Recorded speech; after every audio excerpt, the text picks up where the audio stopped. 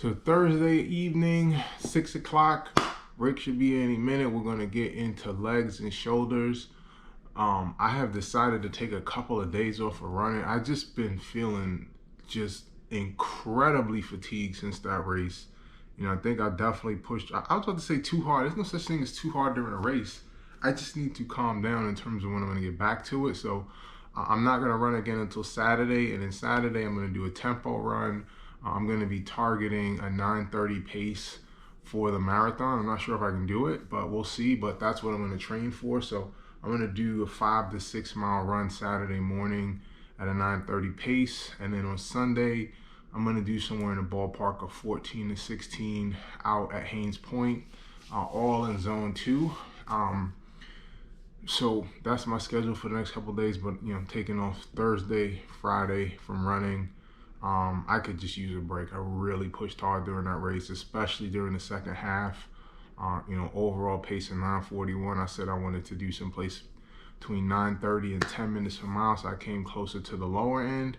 And just considering, I didn't have a focused training session. I mean, mind you, I run 4 or 5 times a week like clockwork, but I kind of decided on doing this race about 3 weeks before, and so really started ratcheting it up. I really only got 2 proper long runs in, so I feel very confident that with a very focused training camp for Chicago, and particularly for Philly, if I hone in on that 9:30, it's possible, but we'll see. Either way, let's get into legs and shoulders. That is bad. That's what CP3 did. No impact offensively. The turnovers, Chris, you hit it, and also the rebounds. Chris, you hit it. But the biggest thing, and our buddy Al, who watches at home, but he doesn't watch the first block, Drew Holiday. Al, you're 100% right. Wow, think about this. Attack the ball just to be able to score. Until last night, Chris Paul has still shot the ball well in the mid-range. Has not shot it particularly well from long range, but Drew Holiday it's why I refuse any Drew Holiday slander. Yes, he was 4 for 20 last night. Yes, he's had 3 games where he has not shot well in this series, but since taking over the #1 assignment on Chris Paul, he has been the primary defender and the primary reason that Chris Paul has struggled, and as a result, so have the Suns. There's great shooters like Dame or Steph Curry, and then there are guys that are hot and cold like Chris Middleton. And last night he was bad early, great late. He is really on this roster of tough guys, thick guys, bruising guys. He's their best shooter. What do you make of last night and Middleton as a trustworthy player? In pick and roll is creating opportunities for Chris Middleton that a good shooter, scorer should make consistently. So they really this is the matchup. And versus Chris Paul and DeAndre Ayton against Drew Holiday and Giannis Antetokounmpo, 2 first-team all-defensive players. I don't want to oversimplify this series, but it really comes down to that. The Bucks 2-man game is an experienced one playing against a relatively inexperienced one, and they're getting it done, versus the 2-man game for the Suns with Chris Paul being compromised by Drew Holiday. Nobody else does. But I do look at Milwaukee, and here's my big concern. Last night is what we're going to see over the next 3 games. And I don't trust Milwaukee at the line, and Chris Paul and Jay Crowder are great playoff free throw shooters. So that to me is a huge. Crowder's great. Crowder's shooting 86% at the line. That's significantly better than he shot in the regular season at the line, and he was a good free throw shooter in the regular season. Are you concerned about, speaking of simplicity, I don't trust the Bucks at the free throw line late? Look, this is what the Bucks do. You go into the series and you just saw them in the last series and you're thinking, okay, they found their stride. And then they begin the series and you go, wait a minute, what happened to the Bucks that I just saw? Like, why do they start every series? They scare the hell out of you the first 2 games of every series. And they're not an efficient team. And they are. Hold on. You just said Adam Silver said.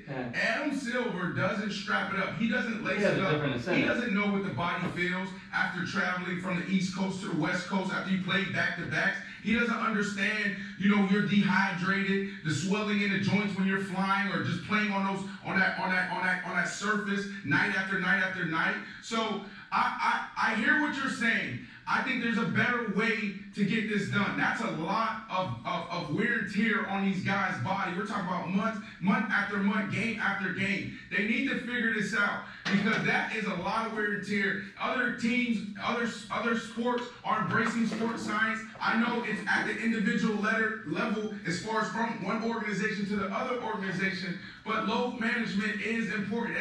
I know NFL, we only play 16 games. All right, we have one game a week, but when you play on Sunday and you're like a 26, 27, 28-year-old starter and you're playing 60, 70 plays and you're getting 60, 70 reps, you don't recover until Wednesday, Thursday. And then when you get older, you're hitting about the 30s, you're not even full speed until Friday. We call them Fast Friday. So there's something to this, and they need to really take their time and get this right.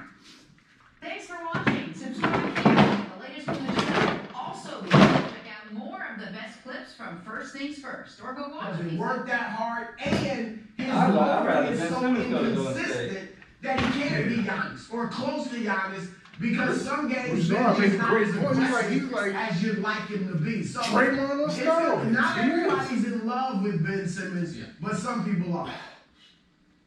But enough people are in lust with the idea of what he could be that he is an incredibly attractive trade piece. 24. Not just a criminally underrated Kiefer Sutherland show, also how old Ben Simmons is. 24 years old, with 4 years left on his contract, and an all-NBA team under his belt, and should have won Defensive Player of the Year this year. You are not trading him for a Malcolm Brogdon-centric package. It is Bradley Beal, or it is Damian Lillard, or it is Ben Simmons back on the Sixers. So that's it. That's what now, it's not 1-for-1 for them, but luckily, the Sixers have drafted well. Tybal is very valuable. Tyrese Maxey. The question with Ben Simmons is, does he want to be a superstar or does he want to be a celebrity? Okay, Ben has shown a lot of people feel like he just wants to be a celebrity. He's got his max money, he's good, he's making all-star teams, and he's been content with that. Because the fact is, Brandon, he hasn't worked hard enough on his game. He hasn't worked hard enough on his Also be true that even if he takes these steps we're talking about, that he and Embiid are not a great basketball fit together. And so the other reason that I think the Sixers, listen, these playoffs have been disastrous for Philly, obviously, with one exception. I think Giannis's play, and if they win the title, helps Ben Simmons trade well. Because what's the thing we say with Giannis? Don't shoot. Kevin Garnett's jump shot. If this can't earn you that title, Yeah. after Even two over MVPs, because LeBron's slow. after going through KD, if he does this, will that make you comfortable calling him the best player in the world? Here's what I'd have to see. Like last night, he oftentimes plays to his weakness, which is his outside shot, right? Last night he didn't do that. If he continues to play like this, I won't care that he can't shoot jump shots, right? We won't care because it won't matter. So if he plays the rest of the series, and you said they win the series, and he's doing it as he did last night, it's hard not to give him that title because everybody's got some type of weakness. LeBron's not a terrific jump shooter. He's obviously far better than Giannis, but Durant's got certain weaknesses. So, yeah, let's see how it happens, but I think they're... So good work today. Got some good squats in. Happy about that. As I said, taking tomorrow off from running. Me and Rick are going to hit back and biceps tomorrow. And then that'll complete the week in terms of the 3-day rotation, hitting all body parts with the lift. And back to running on Saturday. As I said, I'm going to do a tempo run. And then Sunday, I'm going to do my long run. So great week in terms of my diet as well. I check in tomorrow with my weigh-in, but great week in terms of the diet. So, great progress this week. So for now, Fareed Fitness signing off, and I'm actually going to get back to work.